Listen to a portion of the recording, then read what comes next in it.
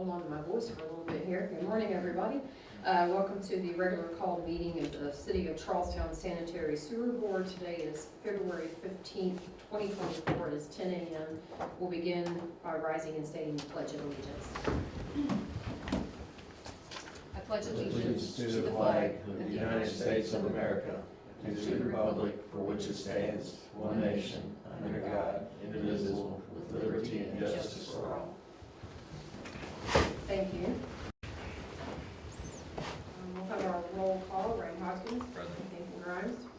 Here. Mayor Hodgkins is present, as well as Clerk Treasurer Donna Coomer and our Attorney Bo Zeller. You have your agenda. I need to make two quick edits to the agenda, adding under new business item D. This would be an SRF payment 6L for PACE, and item D, an SRF payment 7L for JTL. With those added items, I would entertain a motion to approve. Motion by Ryan. I'll second. Second by Nathan. Any other edits? Hearing none, all in favor say aye. Aye. Aye. Any opposed? That's unanimous.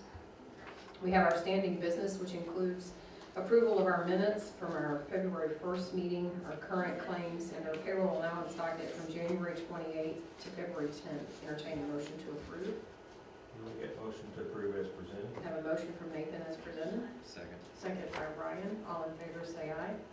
Aye. Any opposed? That's unanimous. Don't believe there's any public comment. I don't see any unknown faces in the audience. No old business. Moving straight on to new business, I'll call up Tim Crawford, our wastewater operator, for his report. Morning. Good morning. I have a few things for the board, a few informational things, a couple of requests this morning. I would like to start with the January summary for the wastewater treatment plant. There is one correction right off the bat. Down below the first table, it says there were no overflows. There actually was, and I'll go over that with you just a little bit. Other than that, all parameters within the discharge of the wastewater treatment plant were met during the month. But in one of the monthly report of operations is sent to IDM as a required report. There were actually 5 overflows out in the collection system last month, all but one associated with rainfall event. The one that was not was a collapsed pipe on Denham, and we have fixed that, and that project is complete. Keep in mind, for the month of January, we got over 6.5 inches of rain. In the big picture of things, overflows are not acceptable. We understand that, but sometimes they're going to happen when you get inundated with rain. But other than that, the utility operated very well during the month. On top of the rainfall event that was received. Now, moving into the second portion, let me add, I should ask if you have any questions for that before I move on to the second one. The repair on Denham, have they repaired the road yet on that as well? Yes, ma'am, it has been blacktopped. It was concrete capped and blacktopped. Okay, great. A very good thing that we have found with this last point repair in Denham is, you may recall, at the middle to the end of last year, I presented a project to the board for consideration to replace almost 400 feet on Denham. I think with this last point repair, we've taken that off the table. To date, I think we have about $50,000 involved in emergency repairs versus the $170,000 requested repair to replace all the lines. I don't think we need to do that now. Okay. That's good. If there ever is such a thing as a good emergency, I guess that's it. Yeah. And we did have one overflow associated with that. Like I said, it was in front of Mrs. Bosco's house, but she handled it very well. Did not get in her home. So that much was good. Anything else? Okay, I'll move on. The second thing that I will move on to is there was 2 quotes in your packet. They are associated with an effluent pump that we have within the wastewater treatment plant. This is a 125 horsepower pump that pumps our effluent to the river. There are 3 there now. 2 are in and running. This is kind of a redundant pump, but it is necessary. I did take the liberty of going out for a quote for total replacement versus repair. You will see the replacement estimate from Kentucky Pump Sales of $27,125 to replace that pump. We did transport the pump to electric motor repair and asked them to give us a quote on repair. That repair quote come out to be $12,000. I am confident that it will not be any more than that, and I would recommend to the board today to consider and possibly approve repair of the pump versus new replacements. Make that motion. Is this something that we can use at the new plant, or is this just one and done and it's gone? Well, it's hard to tell. It's probably, I mean, honestly, Ryan, I'd say it's probably one and done and gone. But, I mean, it's a necessary thing right now to have that redundancy. If we lose one pump, during high flow events, we have to have two pumps to discharge that effluent. Understood. I have a motion to approve the repair in the amount of $12,000 by EMR. Do I have a second? Second by Ryan. Motion was made by Nathan, second by Ryan. Any other questions on that? All in favor say aye. Aye. That's unanimous. Thank you, thank you. If no further questions on that, the next item in the packet that I did submit to the board addresses what we've been referring to as the bottleneck at Thompson and Market Street. Although there is a little sticker shock with the estimates here, and I will ask Mr. Zach Klein to come up and talk on this in a moment. It has gotten better than what was initially thought. It does not appear we're going to have to get into Market Street at all. There are two submitted options.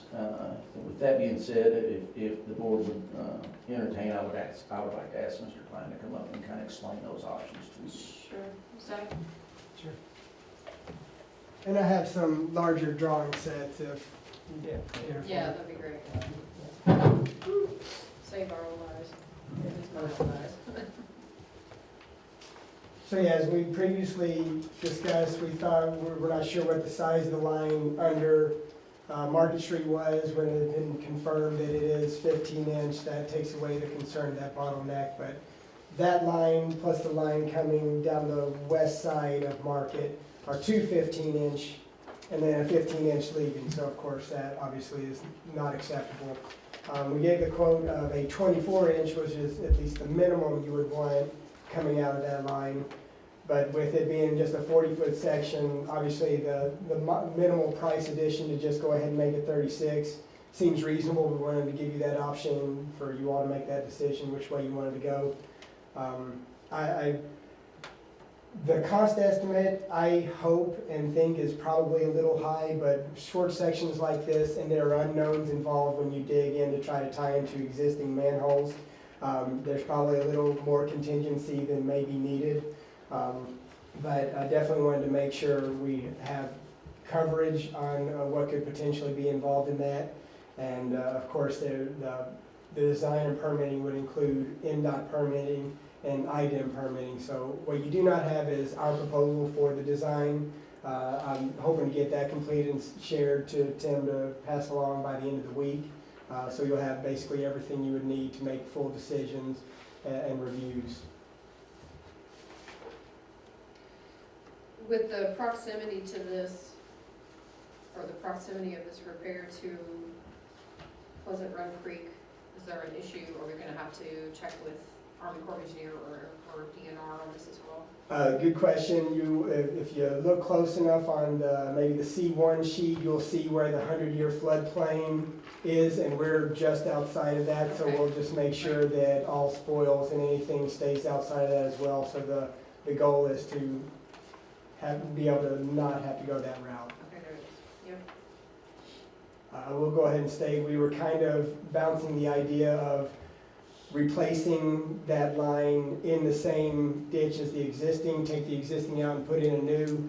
The concern with that is the unknowns, again, of tying into existing, and once you break that, your bypass has to maintain until you're done, and that's where issues come about. So we wanted to just minimize the downtime by doing the doghouse and doing a completely separate line. So now your outage is just at the upstream manhole, which you can't prevent, but it really minimizes the amount of time we might have to do bypass pumping or have any downtime in your sewer system, and just try to minimize the disruption. And you believe this will help further with the backups that were happening out? I'm very Collection system confident towards that it will point. decrease the surcharge back up through that 15 and that 12-inch line. It goes all the way to the northern part of the city. To the Gohart area, Yes, which it did perform better. The repairs that we authorized to that line yes, the line is. during that 6-inch rain event, the manhole cover on Gohart did not float for the first time in a very long time with those repairs. This will further help with that. Right. So what action do you need from us today, Zach? Nothing today. I would like to get you our proposal, Yes. so you have all information in your hands. And I think it's a longer form proposal than what you may have seen before, so legal review and whatnot, and Yep. making your determination by next meeting, then we will proceed from there. Okay, the sooner you can get us that so we can pass it along to Bo to review prior. What I like to do is to have those in hand for Tim and Bo to review first. And once they have blessed them, I want to make sure that the board members receive that in their packet for the meeting, so they have time to review it before the meeting. I don't like getting those at the meeting. I'm hoping by the end of this week, yet today maybe even, I'll get it to Tim. Any questions for Zach? Thank you, Zach. Thank you. Thank you. Thank you, Zach. Um, Thank you. Moving on to the last item within my packet, I wanted to give a brief update of the engineering status, in particularly with the wastewater treatment plant build. They're approximately 50% done with a couple of the aeration basins, 25% done with all concrete pours. It has been a very smooth process so far. It has not impacted the existing wastewater treatment whatsoever. Pace seems to be doing a really, really good job. So, wanted to update the board on that. One of the other items within the engineering update is the American Water test for their discharge line. I know has been a topic of discussion for some time now. And there was a concern presented to the board at the last meeting of a mandrel test that was not passed. Omar has since come back in, done some readjustment of those lines, and that mandrel test has passed. That line is acceptable as it was presented to the board. For all practical purposes, this particular item can now be removed from the engineering report. Great. Last but not least, with Highway 62 lift station, there has been some discussion about the phase 1 portion of the project, and some conversation with Christiani on some correlation of the Forest Edge project, as well as the phase 1 portion of the the new pump station. I believe the mayor has some more information for you on that today, but I'll be glad to entertain any questions that I can ask. Thanks, Tim. Just stay close in case I have more I'll be questions. right here. Don't run out on us. Okay. So previously when we met, I had updated the board on the phasing that we anticipated with this project and the estimated costs. Since that time, I also went to the redevelopment commission. They had a budget workshop session, and I talked through that there as well. And Tim and I met this week with the developer representatives from Forest Edge Development. We met with Jill from the Wheatley Group as a part of redevelopment.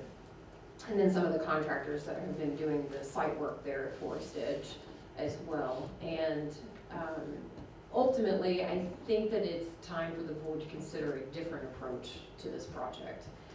Based on information that we have received from the developer on their timeline of when they need this, and maintaining our current access to the existing lift station during that process, and coincide also with the new plant coming online.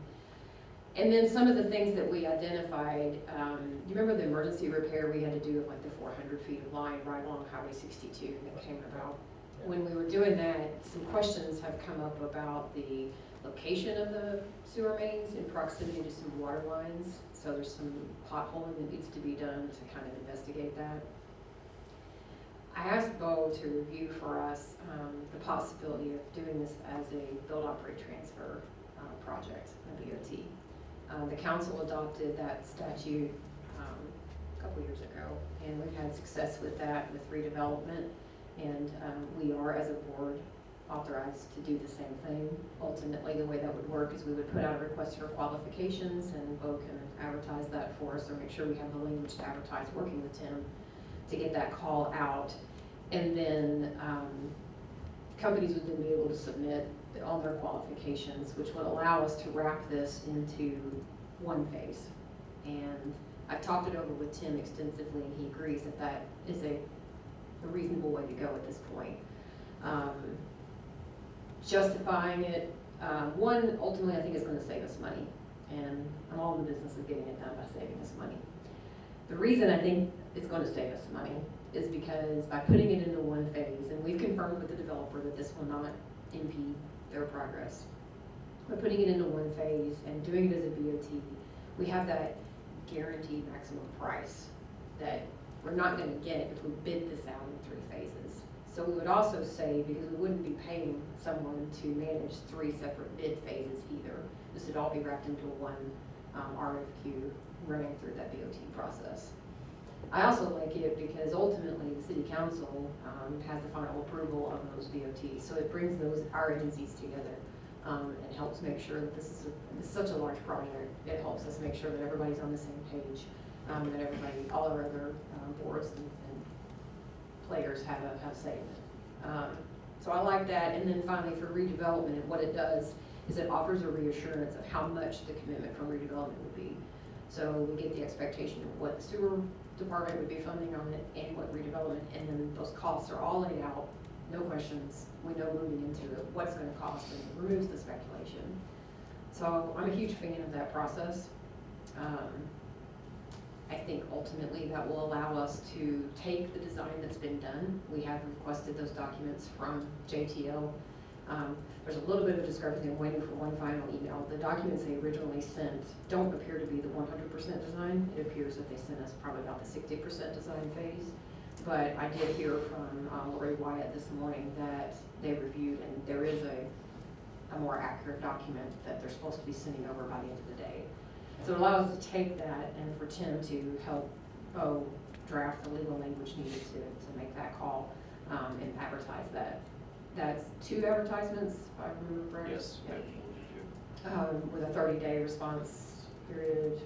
Yeah, well, you can make it longer if you want. It needs to be, with RFPs or RFQs, there's no strict language in statute, so we just follow traditional bidding. So 2 times, 7 days apart, last one being 7 days before they're due. So time frame wise, minimum of 14 days, and this long. So I'm happy to, of course, answer any questions about why I think it would be prudent to move this, but I would ask the board to go ahead and authorize Bo and Tim to submit what's needed to do that call, to start the BOT process on this. So would you like us, this motion will be for, just to get Tim and I started on the RFP, we'll bring it back before this board with a resolution. Right. Adopting the RFP motion. Right. So this authorizes them to move forward on constructing the language that needs to be done. Then on the next meeting, we would pass a resolution to initiate that process. Essentially, the RFQs, or when the responses come in, they'll come before our board, and then our board would review that, make a recommendation to the council, and then the council would have final say. I'll make a motion for Tim and Bo to get started. Okay, so I have a motion from Ryan to authorize that. Second. Second from Nathan. Any other questions on that? I guess can you just explain what the process is with that? Yes, so, Stand it back. yeah, we'll draft the RFP, will come before you at the next meeting with a resolution, the RFP draft to be attached to it, for you to adopt in substantially final form, give us authority to post it in the paper. It'll be posted once, wait 7 days, post it again, and then whatever deadline you want for the responses, we can set in there. Then you all would meet on and define the scope, pick kind of a make that recommendation to the council. Council would adopt a resolution as well, awarding the BOT to X party. So it's a little different than a sealed bid process, so. Yeah, what is the BOT? Oh, build, Build, operate, operate, transfer, yeah. What's that mean? Yeah, it's Indiana Code 523, build, operate, transfer. It's an agreement where a contractor will build a project. The operate phase is 30 days. It's nothing too important. And then they transfer kind of title to that asset improvement to you at the end of the 30 days once you've paid for it. So essentially, what the thing, it provides a safety net for cities, especially when we're looking at funding and, you know, how we're to fund this. It allows us to, in that request for proposals, include everything from easement acquisition. So this one would include easement acquisition, it would include finishing any design that might need to be Okay. finalized with the, you know, we're at 100%. Puts it all on the Yeah, contractor. puts it all on the contractor. It also includes financing options, we can include financing, and it includes inspection services. So it really wraps it all into one package. And what they'll do is you'll usually have somebody who, from a development perspective, puts those teams together. And they'll usually pull in a financier, and they'll pull in an engineering firm, and they'll pull in a contractor, and they present their proposal to us. And then we make a decision on That's those. more of a, Yeah. design build type of contract. Yes, yes. Yeah, a little bit. Basically. We've had success, but actually the Forest Edge project itself and the Shadow Lake project that's going on, both were BOT Okay. through the redevelopment commission. Okay. So the city has had I think great success. It's been the guaranteed maximum price. You're not looking at change orders with this. You know going into the agreement how much it's gonna cost you. Right. And there's not a change order. If they get it wrong, it's on them. So it Yeah. provides us a little bit of a safety net. Right, thank you. And for this kind of project, I think that's smart. So. Okay. All right, so I have a motion to authorize Tim and Bo to move forward with drafting that resolution by Ryan. I have a second from Nathan. If there are no other questions, call for the question. All in favor, say aye. Aye.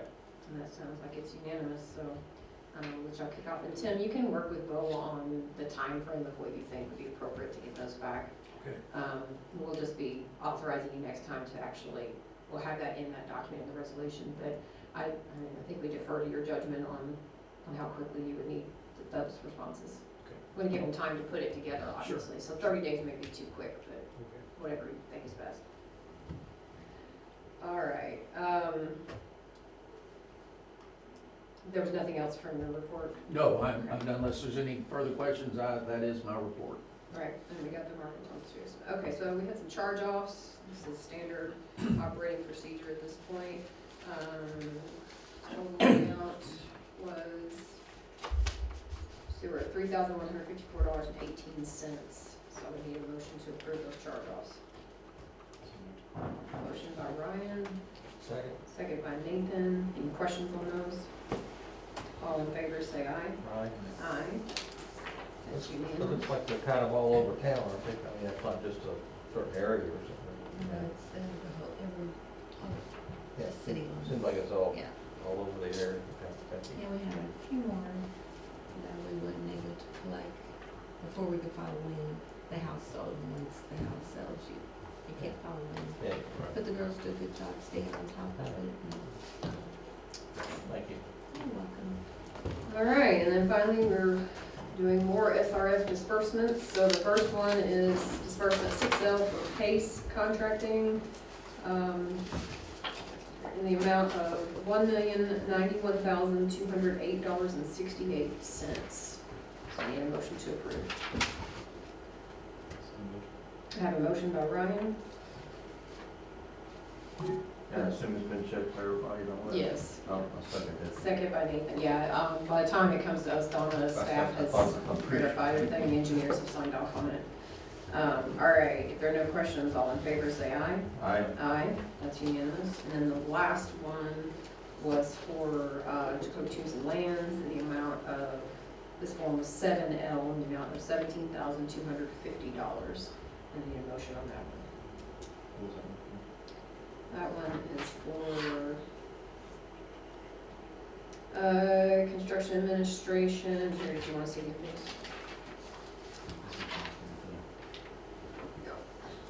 It came in after the packet went out, right, Heather? Yes. I don't think I have a copy of it. Yeah, it came in after the packet, so we'll, And that's another SRF disbursement? yes. What?